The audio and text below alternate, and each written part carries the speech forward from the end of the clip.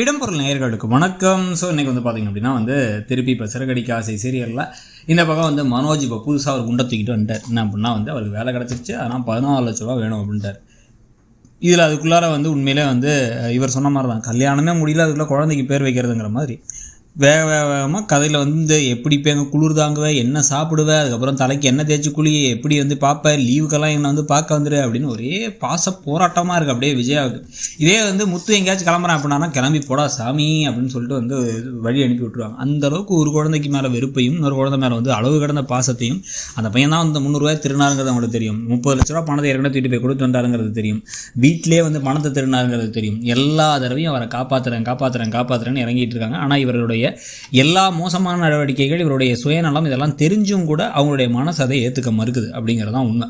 So இப்போ பார்த்திங்க அப்படின்னா இவங்க 2 பேரும் சேர்ந்து 14 லட்சத்தை ஏற்பாடு பண்ணணும். இதில் போதைக்கு ரோகிணி கையில் கிடச்சிருக்கக்கூடிய ஒரே விஷயம் என்ன இந்த வீட்டில் அப்படின்னா, முத்து காரை விற்றுட்டு ஆட்டோ ஓட்டுறார் அப்படிங்கிறது தான். இதை வீட்டில் சொல்லி எப்படி நம்ம புருஷனை அவமானப்படுத்தினாரோ அதே மாதிரி அவமானப்படுத்தலான்னு வர, ஆமாம் நான் விற்றுட்டேன், என்ன பண்ணுறது, எனக்கு தேவைப்பட்டுச்சு விற்றுட்டேன் அப்படிங்கிற மாதிரி இவர் பேச, அதை வச்சு எல்லோரும் கிண்டல் பண்ணுறதுங்கிற விஷயங்கள்லாம் நடக்க போகுது. அண்ணாமலையும் ஃபீல் பண்ண போகிறாரு. அண்ணாமலை ஃபீல் பண்ண வச்சதுக்கு காரணமே இந்த ரோகிணி தானே. ரோகிணி மேலேயும் கோவப்பட்டு கடுப்படிக்க வேற போகிறார். மீனா கேள்வி கேட்டால் மீனாட்டே பதில் சொல்லாமல் எல்லாம் உன் தம்பியால் அப்படிங்கிற மாதிரி சொல்கிறதுக்கான வார்த்தை இருக்குது, வாய்ப்புகள் இருக்குது. ஆனால் அவன் என்ன செஞ்சாங்கிறத தவிர, அவர் சத்யா செய்த தவிர மிச்சம் எல்லாத்த பற்றி சம்மந்தமே பேச போகிறார். இது எல்லாத்துக்கும் நடுவில் இப்போ அடுத்து பார்த்தீங்க அப்படின்னா மனோஜும் அவங்க அம்மாவும் சேர்ந்து இப்போ பணம் வேணும்னா, ஏற்கனவே இன்றைக்கி முத்து சொல்லிட்டு போன மாதிரி தான், அடுத்து உங்ககிட்ட தான் வருவாங்க அப்படின்ட்டு.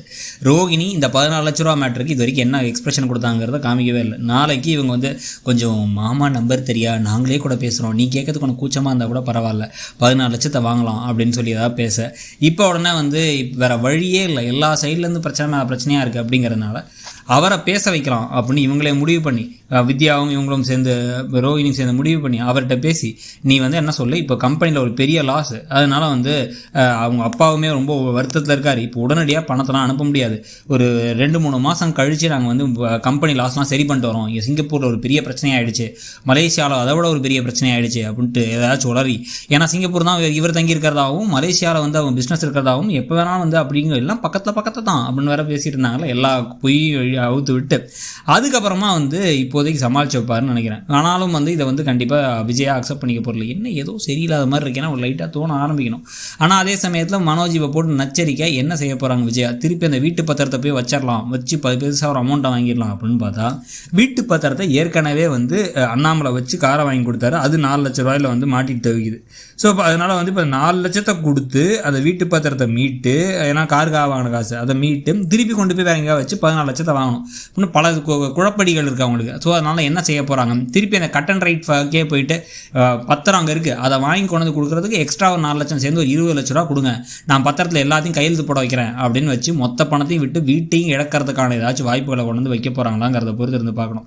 பெரிய பெரிய பிரச்சனைகள்லாம் வரப்போது. இதுக்கு நடுவில் ரோஹினியும் வேற இந்த மலேசியா மாமாவாக இவரையும் வசீகரனையும் வர வைக்க வேண்டிய, வசீகரன் இல்லை அவர் பேர் வசீகரன்ட்டாங்க, ஆனால் ஆக்சுவலாக ப்ரௌன் மணி, அவரை வர வைக்கிறதுக்கான திருப்பங்கள்லாம் வேறு இருக்க போகுது.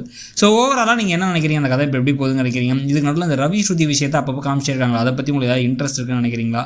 என்ன வேணால் நடக்கட்டுங்க, பெரிய பிரச்சனையாக வரட்டும், முத்துவையும் மீனாவையும் பிரித்து வைக்கிறத நிறுத்தி அவங்க 2 பேரும் சேர்த்து வச்சு மீனாவுக்கு டக்குனு ஒரு விஷயம் புரிகிற மாதிரியும், முத்துவும் இதை ரொம்ப இழுக்காமல் இதுதான் உண்மை, இதுக்காக தான் நான் அதை பண்ணேன் அப்படிங்கிறத சொல்கிற மாதிரி வச்சுட்டு மற்ற எந்த கதையை வேணால் கொண்டு போங்கன்னு உங்களுக்கு தோணுதாங்கிறத சொல்லுங்கள். எப்படியும் ரோஹினி இப்போதைக்கு மாட்ட போகிறதில்ல. ஸோ அதை நம்ம எதிர்பார்க்காம, இப்போ எப்படி இவங்க தினேஷுக்கு வேறு காசு கொடுக்க வேண்டியது இருக்காங்க, தினேஷ் வேறு நச்சரிச்சிட்டு இருக்காரு அந்த PA, அவருக்கு வேறு எப்படி காசு கொடுக்க போகிறாங்கிறத பார்க்கணும். ஸோ நீங்கள் என்ன நினைக்கிறீங்க ஓவராலாக அந்த கதை போகிறத பற்றிங்கிறத சொல்லுங்கள். தேங்க்யூ. இடம்பொருள் நேயர்களுக்கு வணக்கம்.